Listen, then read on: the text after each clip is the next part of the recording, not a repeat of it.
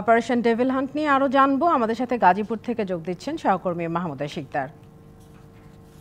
মাহমুদা, 2 দিনে তো গাজীপুরে আওয়ামী লীগের নেতাকর্মী সমর্থক সহ অন্যদের মিলিয়ে 182 জনকে গ্রেপ্তার করেছে যৌথ বাহিনী। এই অভিযান নিয়ে আরো বিস্তারিত আমাদেরকে জানাবেন। ইসরাত, আপনি জানেন যে গত 2 দিন ধরেই কিন্তু অপারেশন ডেভিল হান্ট গাজীপুর সহ সারা বাংলাদেশে চলছে এবং গাজীপুরে এই 2 দিন 182 জনকে কিন্তু আটক করা হয়েছে, যার মধ্যে গতকাল রাতে সিরাজগঞ্জ 6 আসনের সাবেক এমপি চয়ন ইসলাম সহ মহানগর যুব মহিলা লীগের সাধারণ সম্পাদক আনোয়ারা সরকার আনুকেও কিন্তু গ্রেফতার করা হয়েছে। তবে এই বিষয়ে যখন আমরা গাজীপুর মেট্রোপলিটন পুলিশের সাথে কথা বলেছি, মেট্রোপলিটন পুলিশের যিনি কমিশনার, তিনি আমাদেরকে বলছিলেন যে এই যে অভিযানটা, এই অভিযানটা কিন্তু আসলে কোনো দল বা ব্যক্তির বিরুদ্ধে না। এই অভিযানটা তাদের বিরুদ্ধে যারা সাধারণ মানুষকে নির্ভয়ে শান্তিতে ঘুমাতে দিবে না, যারা গাজীপুরকে অশান্ত করছে, বিশৃঙ্খলার সৃষ্টি করছে, এই অভিযান শুধুমাত্র তাদেরকে কেন্দ্র করে। এবং যারা বিশৃঙ্খল সৃষ্টি করবে ভবিষ্যতে, তাদের জন্য আসলে তাদেরকে ধরা হচ্ছে এবং কাউকে আসলে গাজীপুরবাসী যারা আছে তাদেরকে কোনোভাবে বিশৃঙ্খলা সৃষ্টি বা কোনো ধরনের হামলা, মারধর, কোনো ধরনের উশৃঙ্খল কোনো কিছু করতে দেওয়া হবে না। এই কথা কিন্তু গাজীপুর মেট্রোপলিটন পুলিশের যিনি কমিশনার আছে তিনি বারবার করে বলছিলেন এবং তার পাশাপাশি কিন্তু উনি এই কথাটিও বলছিলেন যে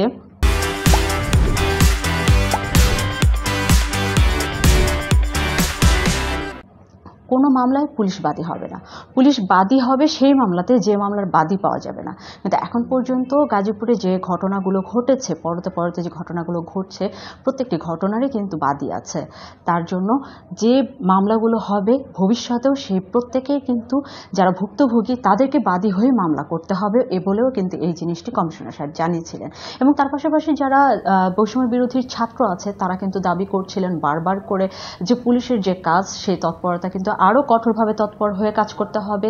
এবং তার পাশাপাশি বিচার বিভাগকেও তারা অনুরোধ জানাচ্ছিলেন যাতে কোনো ধরনের নেতাকর্মীদেরকে জামিন দেওয়া না হয়। এবং তার পাশাপাশি তাদের সেই 5 আগস্ট থেকে শুরু করে এখন পর্যন্ত যেসব হামলা মামলা হয়েছে এবং মানুষ খুন করা হয়েছে, তাদের ভিতরে কয়েকজনকে ফাঁসি যেন দেওয়া হয়, সেই অনুরোধও করছিল বারবার করে বৈষম্য বিরোধী ছাত্ররা। মাহমুদা, বৈষম্য বিরোধী ছাত্রদের কোনো কর্মসূচি ছিল কিনা, আর আইন শৃঙ্খলা পরিস্থিতি এখন কেমন দেখছেন গাজীপুরে? গাজীপুরে আপনি সামনে শুক্রবার আসলে ইজতেমা, এটা নিয়ে পুলিশের ভিতরেও যথেষ্ট দুশ্চিন্তা কাজ করছে। তারা ইজতেমাতে কিভাবে সময় দিবে, আর যেহেতু এদিকে ডেভিল হান্ট চলছে এবং সকাল রাত মানে 24 ঘন্টাকে কিন্তু তারা কাজে লাগাচ্ছে এই ডেভিল হান্ট অপারেশন যেটি, সেই অপারেশনে। তো এর পাশাপাশি পুলিশ কিন্তু গাজীপুরে যেমন পোশাকে এবং সাদা পোশাকে উভয়ভাবেই কিন্তু কাজ করছে। এবং তার পাশাপাশি যারা ছাত্ররা, আজকে আমরা শুধুমাত্র একটা কর্মসূচি পেয়েছি, সেটা হলো মহানগরের কোনাবাড়ি এলাকাতে ফ্লাইওভারের নিচে, ওখানের কোনাবাড়ি এলাকার আশেপাশে যারা ছাত্ররা আছে, বৈষম্য বিরোধী ছাত্ররা, তারা বিক্ষোভ মিছিল করেছে। ঠিক এতটুকু কর্মসূচি আমরা আজকে পেয়েছি। এর বাইরে আসলে এখন পর্যন্ত কোনো কর্মসূচি বা পরবর্তী কোনো কর্মসূচি এখন পর্যন্ত আমাদেরকে তারা জানায়নি। ধন্যবাদ মাহমুদা শিকদার।